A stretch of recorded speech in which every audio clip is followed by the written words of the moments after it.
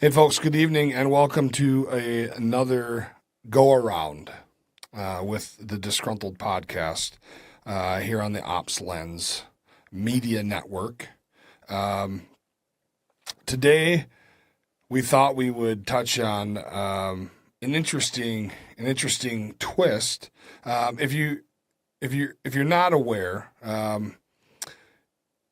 sometime back, the government passed what's called the Pact Act. And what that is it was legislation put into law to take care of veterans who were affected by open-air burn pits in Iraq, Afghanistan, and then supporting areas for that theater. And on this legislation, this law, there was a list of presumptive conditions that if you have these, then it is presumed more likely than not that it is due to your service. And in this particular instance, that means that you were exposed to these open air burn pits. And so there's a lot of cancers on there, but they have recently come out and released information about some new. I don't know if they listed them as presumptives. I assume that they're going to be. But it's pretty interesting because you would think that they already go along with the other presumptive conditions that are on the list. And so we'll go through that so that you're not just left in confusion because it is quite convoluted. But before we get there, of course, we need to bring in our good friend Jason. I believe he's prepared. Hello, sir. How are you? What it is.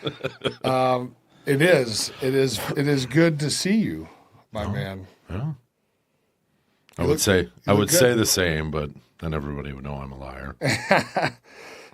Okay, so burn pits. The government came out and admitted that there are some new issues that veterans who were exposed may run into. Right. These things being asthma, hypertension, and heart disease are like the top two new ones that they've talked about. Some of the others like COPD and things like that are already on there, but multiple forms of cancer. Yeah. Don't you think that these would have been conditions that should have been on the list already? And I think that we've had these conversations. You know, when Pact Act came out and signed into law and then went into effect, we did a lot of talking about it. Oh yeah. Well, I think it's funny if you read a little bit further down. Read the last 6 words. Recently declassified Defense Department data. Oh. So they've known. There's no question about it. I mean, there's a huge shock, right? Like, I think DOD needs to create a new Ron Popeil for the Pact Act and just get him out there like weekly. But wait, there's more. Yeah, come up with a whole new thing. Like, I'm kind of hoping the tiny pecker problem I have, maybe it was part of the Pact Act or some other thing I can blame on the Pact Act. But in all seriousness, who would have ever thunk, Richard, that respiratory illness would run in line with cardiovascular fitness and issues? I mean, these two things run hand in hand. I mean, it was obvious. Well, you would think so. Right. And I think that you're right. I think that this is going to be just the start of the conditions that they are going to, over time, add to the Pact Act that they're going to find veterans suffering from. And it's interesting. I didn't get as far through the article as you did. Recently declassified information, which you're probably right. They've known all along what the skinny is, right? And it just adds to the fire for me, right? Because now we know that they know more about what's going on with us than we know about what's going on with us, and it's classified. There's an absurdity there, isn't there? Yeah, absolutely. And I mean that's probably the toughest one to stomach, is just knowing that the powers that be that are overseeing these things have access to this information. Theoretically, I would assume that there's a lot of good people who have seen it. that were like, hey, red flag over here, and then obviously for whatever reason it decides not to make the highlight list. But I do think when you do something like this too, when they did pass the Pact Act, it was to deal with a lot of immediate issues, a lot of those cancers, a lot of people that were suffering, or had succumbed to these problems. And so I certainly think if you think about this based upon pure triage, the route that they chose to kind of come out with those big ones, like the life, limb, and eyesight, right? Mm-hmm. Those are the first ones out. The 5 meter target is down. Now we're at the 10, 15 meter target. And I feel like this one maybe can go out to 500 meters. Like, I think there's going to be a great deal of other things. I mean, I had a World War II veteran neighbor who was passed. One of my favorite guys to burn heaters with in the garage. Nice. Oh, yeah. Old Air Force hot dog. He was actually one of the crew mechanics for General Powers. No kidding. And on the 50th anniversary of his departure from the military, whatever that was, I remember for the week leading up to it, he would constantly come down to my house and be like, "You're going to be around next weekend?" And I'm like, I don't leave my house. Like, I'm a turd. Like, I'm just going to hide in the basement like a mushroom. And he's like, all right. Well, Saturday we're going to burn some heaters. And he came in Saturday and he's like, all right, so I'm going to tell you about why my eyebrows fall off, my toenails fall off, and sometimes my eyelashes. I mean, this guy had it all. But he was telling me stories about when they were done wrenching on equipment, that they would be brought out to these test site areas where the A-bombs were being tested. If it was out on the water, they'd hop on a naval ship and they'd roll out, or they would do this on shore, and they would stand there at whatever the distance was from detonation, and they would basically cover the important stuff, right? So the beans and Frank, and cover your eyes, with your hand or that super sweet steel trap they had, and that was it. And he goes, this didn't develop right away. This was, 30 years into this, where my toenails would just randomly fall off, and he would lose his hair, just sporadically, just a lot of oddities. And so I am not akinning the burn pit exposure to atomic fallout exposure.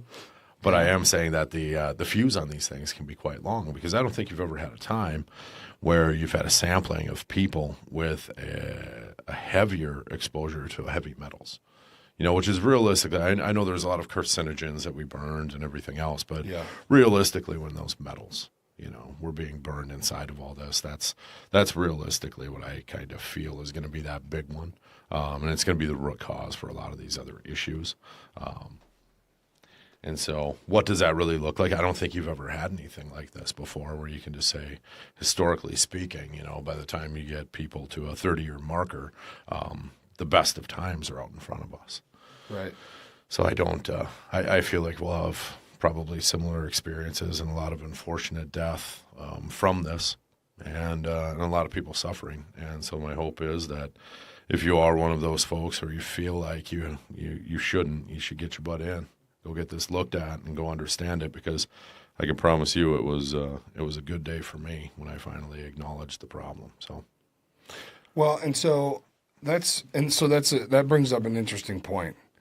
Like, this guy, did he ever go and get the help that he needed, or was he just kind of cool with his nails falling out? And oh no, he was a VA for life guy. Okay. Yeah, he really did. He was. His name was Jim. I'll just give his last initial W. He was a man amongst men. I mean, it took a lot. Don't get me wrong. The president that was in office at the time would get his blood pressure up. But this guy it was Obama. Yeah, 100%. Those were pretty much every other day chats.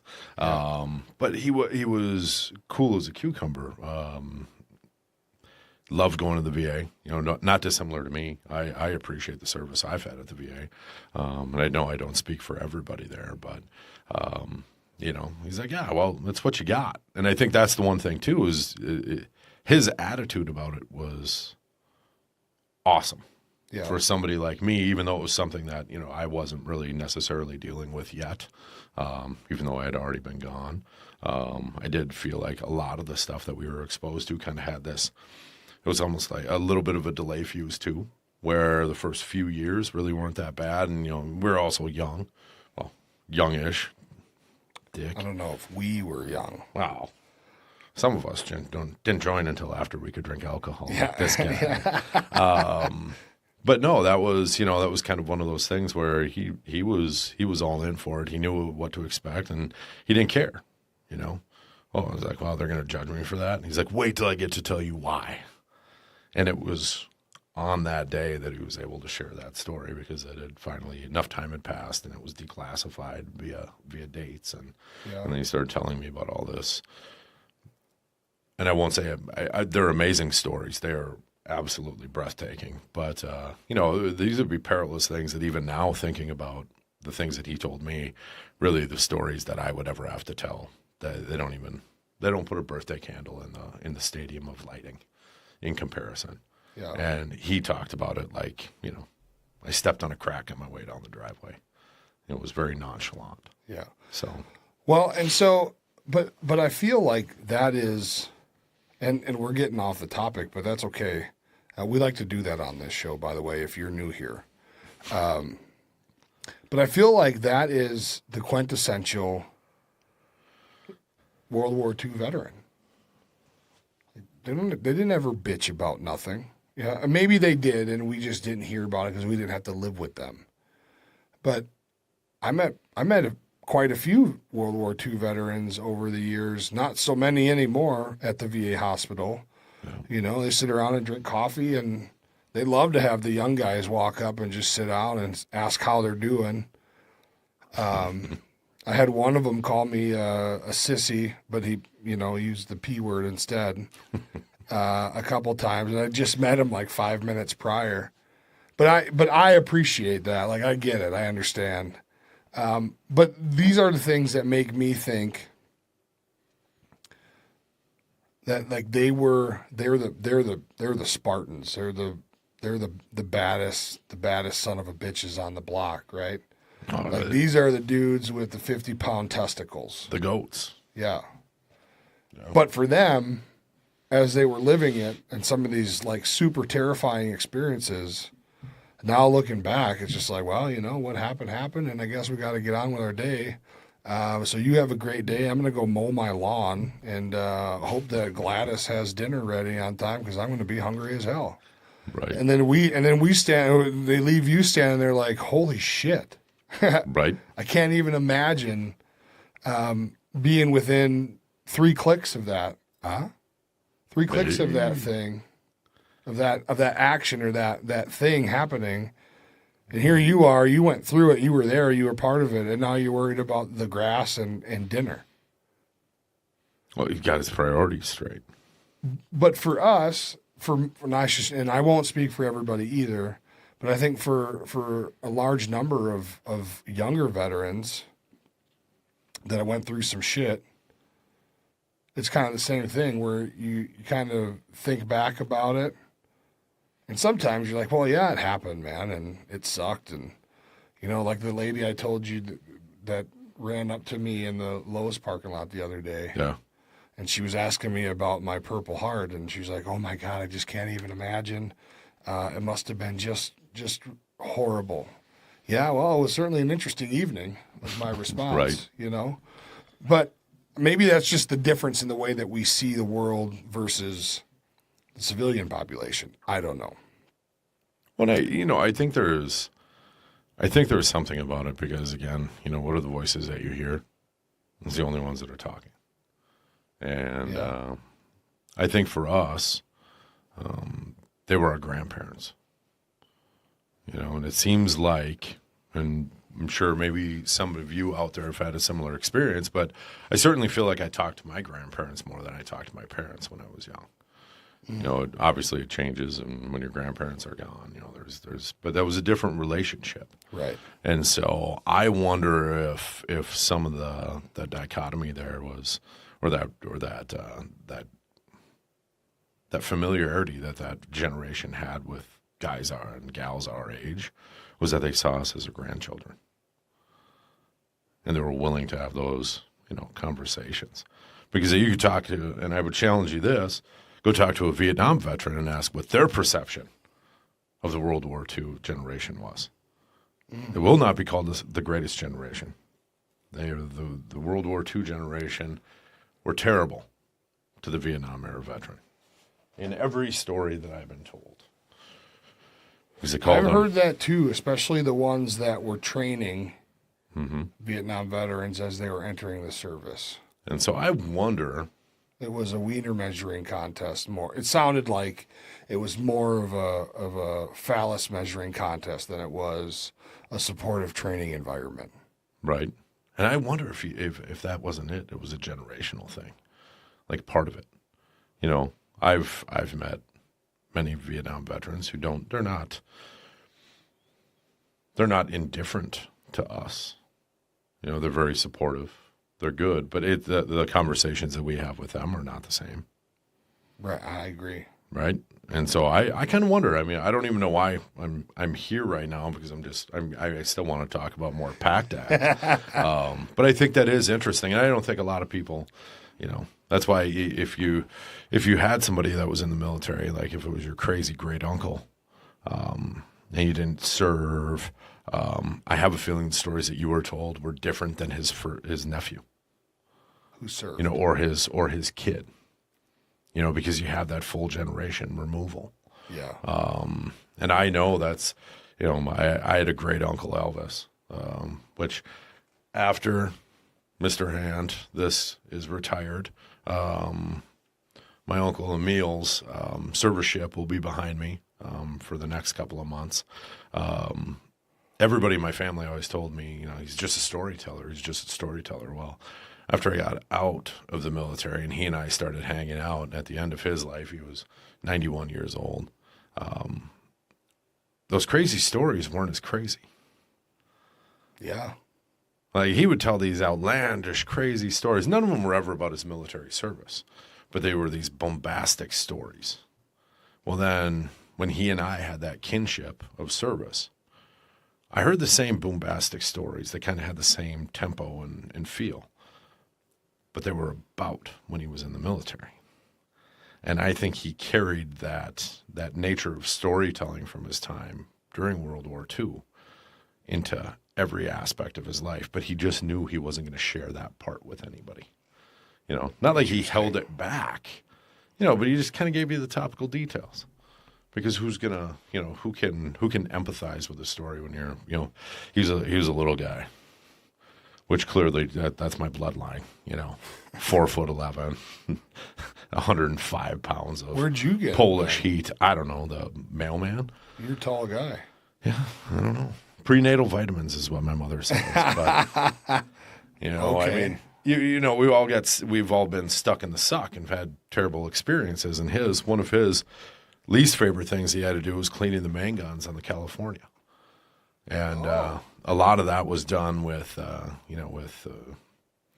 cleaning instruments.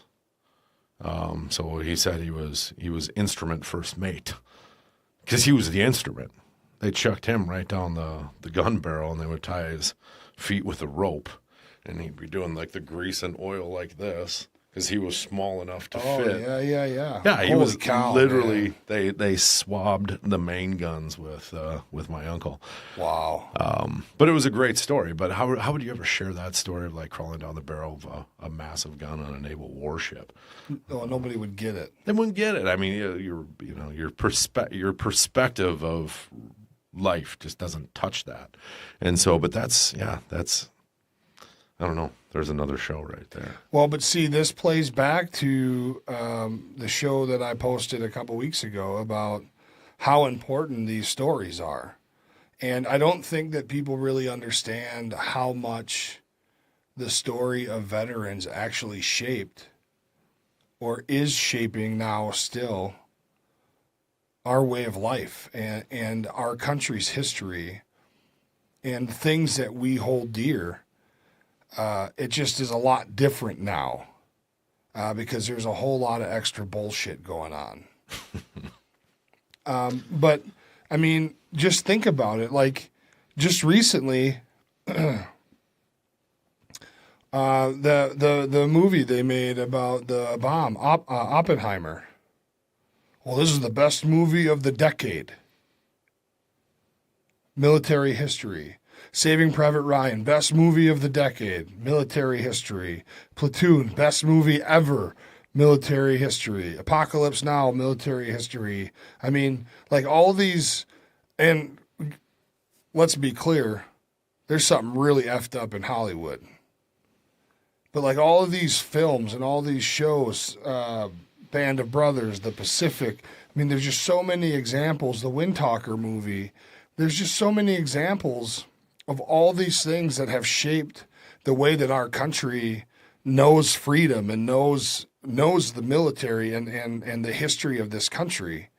And it always goes back to military history, because those are the men and women that shed blood for this place. But yet it's the least talked about thing in many circles in this country, and just kind of left out there. But guess what? They made that series on Apple TV about the flying the bomber crew. Yeah.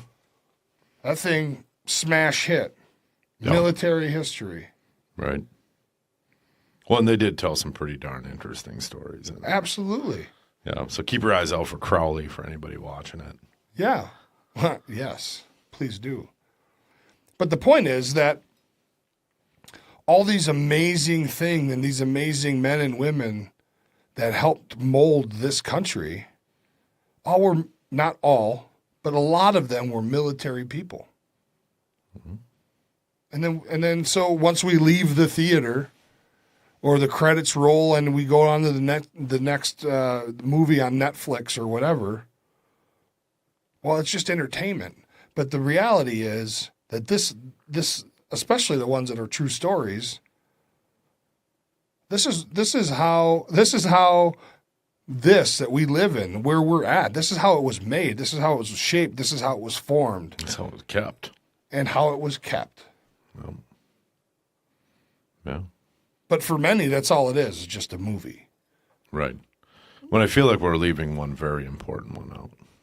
Predator? Operation Kill. Never seen it. I denounce the knowledge of Richard Leonard at this point. Well, I guess I'll be watching that this week. I will bring you, yes, I have DVDs. I'm that old. I don't even have a DVD player anymore. I'll find one. I'll go knock one out. Probably get one for $30. I was going to shoot up to the Goodwill. There's a dozen of them up there. But no, yeah, and again, it's kind of funny to talk about that stuff, but you're absolutely right. I mean, that's, it's kind of one of those things that we glance over. And I think because you had 20 years of conflict, it kind of became commonplace. It was normal. It was normal to know people that were just randomly gone for a year at a time, and they weren't, sitting in the pokey. So there's a certain amount of normalcy that came out of military service during this. And I'm certainly not saying that everybody that served had these, amazing experiences that were, that galvanized them, because I do think, when you went from a warfighter to a police action, obviously the frequency in which you were engaging, not that you weren't afraid every day. Like basically you put everybody in the worry locker. Yeah. It wasn't the hurt locker. Like you just didn't know, was your day coming up? Were you going to get popped? Yeah, you're in the Pope Mobile. You're doing all this other stuff. And so it was the single greatest anxiety builder, certainly in history. But that output and that thing that we're talking about today is because we put people in this area and we had to do the things that we had to do, because I cannot believe that there wasn't somebody who looked at what we were doing with these burn pits who didn't say, hey, this needs to get up the chain of command. I think there's a problem here. I think it was, obviously voiced. I'm sure these camp commanders were like, what the f are you doing here? Like, this is bad. And it got up and, nobody really knew. What are you going to do? There were a bunch of Iraqi dump trucks. Bro, they all knew. They all knew. In fact, I've told you about Sergeant Dove before. Yep. When we were in Iraq, Sergeant Dove deployed with us. He was probably in his mid-70s. Late 60s for sure, into the mid-70s, somewhere in there. All right. He's an old sugar beet farmer from southwestern Minnesota. Him and his wife lived down and they had some property. He farmed sugar beets. He'd throw like rager parties for the unit at his farm. Great people, great people. His whole job for the whole 16 or 18 months or whatever the hell it was we were there was to sit at the burn pit every day and watch the local nationals dump shit in. Oh, we weren't supposed to throw that in, so they'd crawl in there, dodge the flames and embers, and pull out the stuff that wasn't supposed to be in there, which the next day went in there anyway. Yep. But he sat there every day for a year and a half. He is gone. He has passed now. But when we got blown up, the big IED that got us, the night I earned my Purple Heart, they took me off a mission for like 3 weeks so they could let my bean recover. And for one of those weeks, I had to go. I worked with Sergeant Dove every day. Yep. So I would meet him in the morning at dark 30, and we'd go to the chow hall and have breakfast. And he would every morning he'd bitch about the breakfast. He had the same thing every day: 2 eggs, sausage patties, the hash browns, a grapefruit, juice and milk every day. And every day he'd lean in close to me and he'd go, "This is the shittiest breakfast I've ever had. My wife would be pissed." And he'd lean back in his chair and he'd continue to eat. Every day. Every day. Loved him. And so we'd go and sit at the burn pit for 10 hours. And I do remember him one day saying, "If you have a camera, take pictures of yourself standing here because this is going to kill a lot of people." He goes, "I've watched them throw in body parts. I've watched him throw in tires. I've watched him throw in food. I've watched him throw in garbage, medical, bloody rags, all that stuff. When you read these articles that say, what is this one said that they, what was it? It's crazy what they say. Dispose of a variety of routine and toxic waste. There was no variety of nothing. Folks, they threw everything. Well, I mean, just everything went in there. There was nowhere else for anything to go. Right. That's where it all went. So it's these deceptive phrases that they try to use. And what is routine waste? Like, what is that? It's all anything that you didn't keep around, like that wasn't actively in use, was thrown into these pits. Absolutely. That's it. I mean, it doesn't need to go any further than that. And I've seen it with my own eyes. The guys from the motor pool would come down, and they would throw jugs of oil and transmission fluid. It was all in there. And whatever they kept from draining out of vehicles, it would all go in there. And there was a few vehicle skeletons in there. Something that got hit by a mortar, some softback Humvee. Oh, just roll it into the burn pit. Well, what else are you going to do? It's they not drain like the we're building fuel a out. boneyard. Yep. You know? So routine waste, bullshit. Everything waste. Right. Went in this burn pit. And before we left, we all got a piece of paper signed by some colonel or something.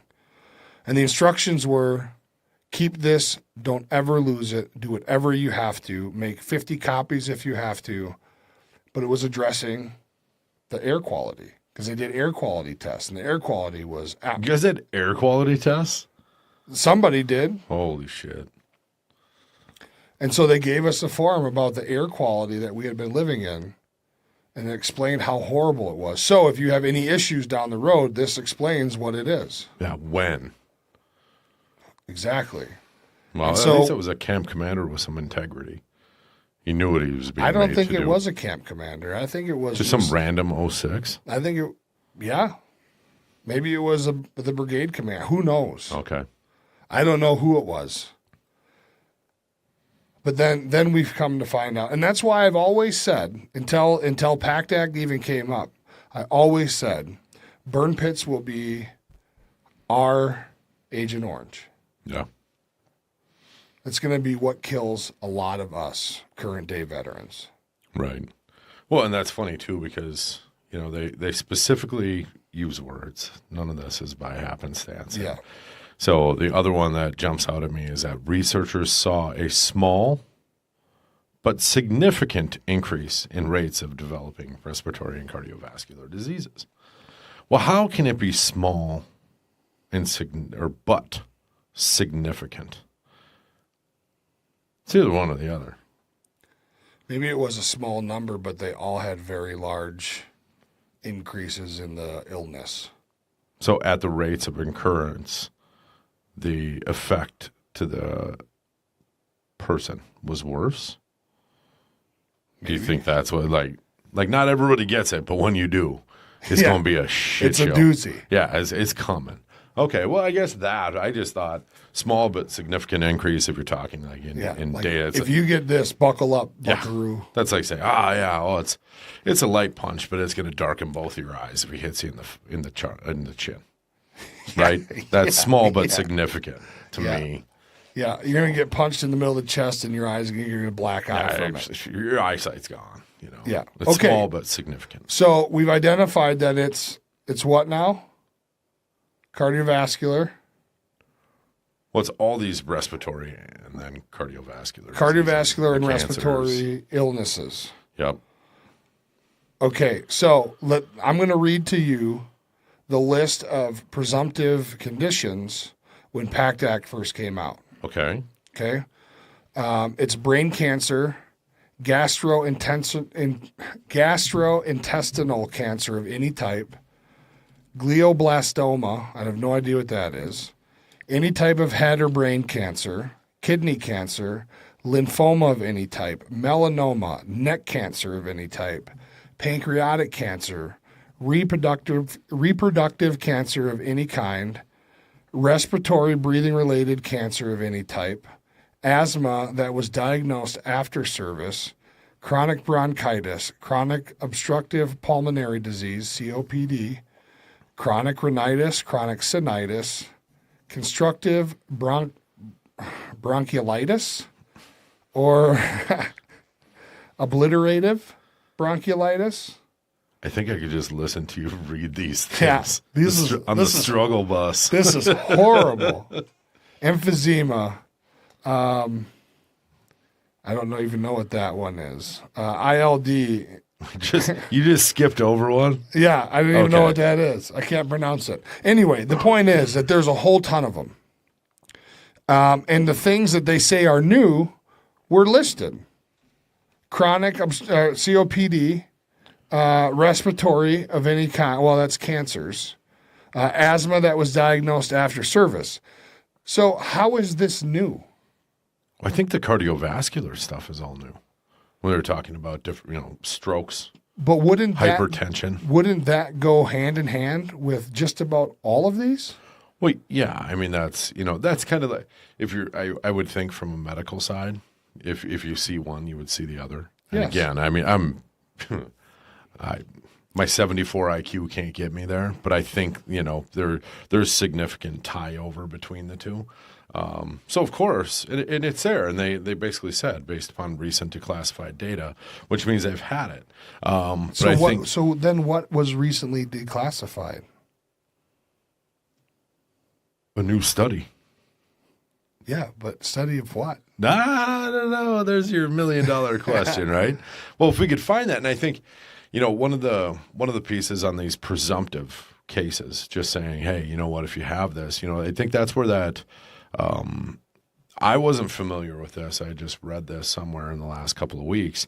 Do you know what that 50-50 push is? Where you go in if you have a claim on an issue, and if you have the supporting documentation to kind of get to a stalemate against maybe VA's information to get to the top of the hill, They and you're have to both rule fighting in at the your top, favor. then it rules in your favor. I know there's a Supreme Court case that's going to be rolled out next year that is going to talk about that adjudication process not actually happening that way.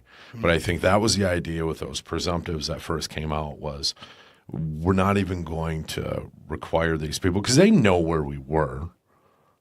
You know, we were checking in and out. I mean, come on. You know, they'd have us within 100 miles of wherever we were every day.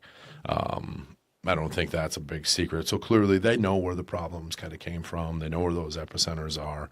And so for those people that were in that space at that time, the presumptive need kind of went down further and further. So, you know, if you had some type of breathing issue, they would real quickly just look at it and then boom, they would presume that and bring it in underneath the Pact Act. So at least you were getting some care if you weren't.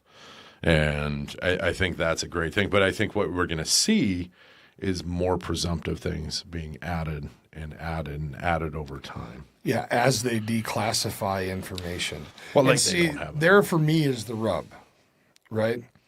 I get it, right? Like you want to make sure that you can effectively help the people that need it in a meaningful way. Yeah. I get that. But that doesn't sit well with people who are in need of care. Right.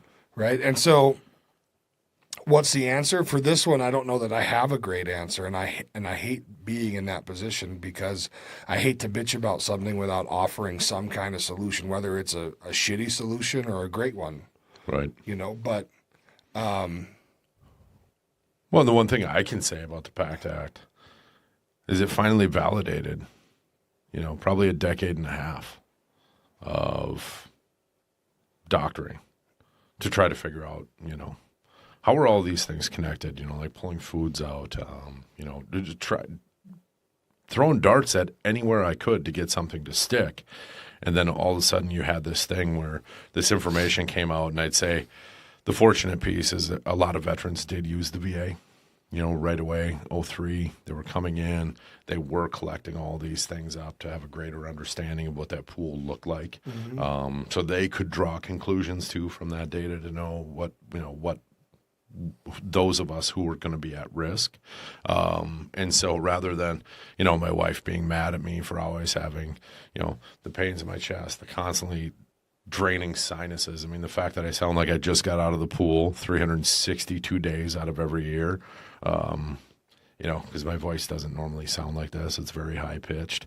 The other pains and oddities that I had, finally there was an acknowledgement of not necessarily that, you know, that they were going to help me, because I'm sure they will in whatever way they can, but just that I wasn't losing my shit, you know, that I hadn't lost my mind.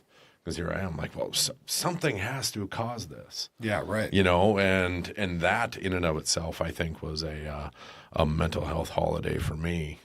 Probably a weight that I didn't even realize was as crushing as it was. At least being lifted a little bit.